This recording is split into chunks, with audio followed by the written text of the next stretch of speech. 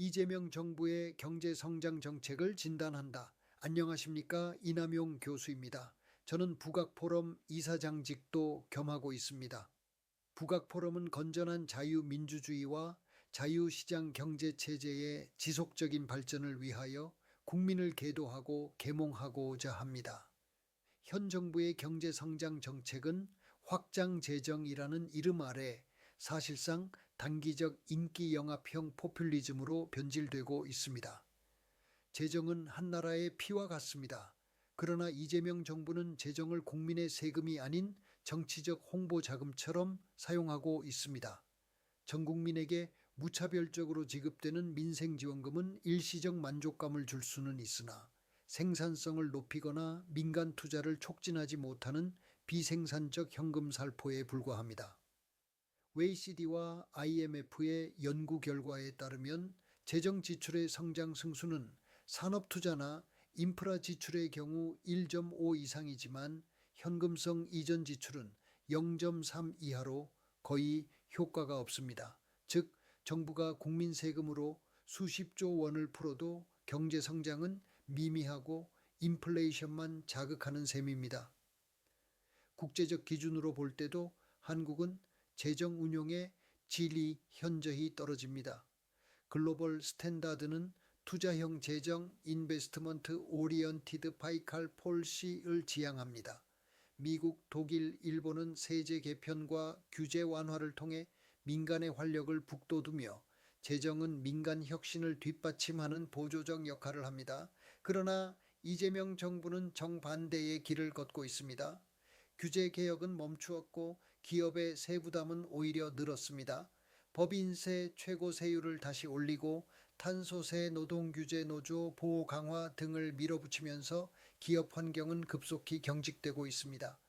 그 결과 2025년 상반기 외국인 직접 투자 FDI는 전년 대비 18% 감소했고 국내 기업의 해외 이전 건수는 사상 최대치를 기록했습니다. 기업하기 좋은 나라에서 기업이 떠나는 나라로 변하고 있는 것입니다. 경제 성장의 본질은 민간의 생산성 향상과 기업의 투자 확대입니다. 그런데 정부가 하는 일이라곤 돈을 뿌리고 규제를 강화하는 것입니다. 공공요금 인상 동결, 임금 정책 개입, 이익공유제 강제, 플랫폼 산업 규제 등은 모두 시장의 효율성을 떨어뜨립니다. 이는 세계은행이 평가하는 기업 환경 지수 이즈 오브 도잉 비즈니스 기준에서 한국의 순위를 5년 연속 하락시키는 요인이 되었습니다. 경제협력개발기구 OECD 회원국 평균 규제 지수보다 한국은 1.8배 높습니다. 이런 상황에서 재정을 아무리 확대해도 성장률 3%는 요원합니다. 더 심각한 문제는 확장 재정의 비용이 결국 국민의 부담으로 돌아온다는 점입니다. 국가 채무는 2021년 44%에서 2025년 58%로 폭등했고 이는 1인당 약 2천만 원의 부채 증가를 의미합니다. 정부는 재정이 버틴다고 말하지만 국제신용평가사는 이미 경고를 보냈습니다. 무분별한 재정 팽창은 신용등급 하락, 국채금리 상승, 민간 금융 비용 증가로 이어집니다. 이것이 바로 포퓰리즘 재정의 악순환 구조입니다. 반면 월드 베스트 프랙티스 국가들은 위기 시에도 지출의 방향을 바꾸는 방식으로 성장률을 방어합니다.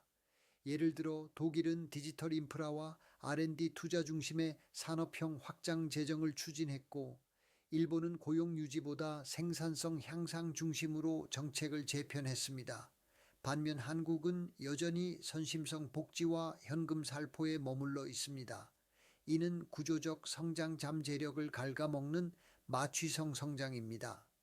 결국 이재명 정부의 경제정책은 기업과 국민 모두에게 위험한 착시성 경기부양책으로 평가됩니다. 진정한 성장 정책은 세금을 푸는 것이 아니라 세금을 낼 수 있는 기업을 키우는 것입니다.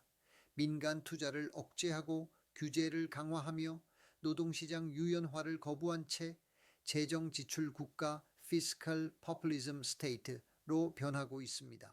경제 성장은 돈을 쓰는 기술이 아니라 돈을 벌게 하는 구조의 문제입니다. 이재명 정부가 진정으로 국민의 삶을 개선하려면 세금으로 표를 사려는 유혹에서 벗어나야 합니다. 기업이 자유롭게 투자하고 국민이 자율적으로 일할 수 있는 자유시장 경제의 토양을 복원하는 것, 그것이야말로 글로벌 스탠다드이며 진정한 경제 성장 정책입니다. 대단히 감사합니다.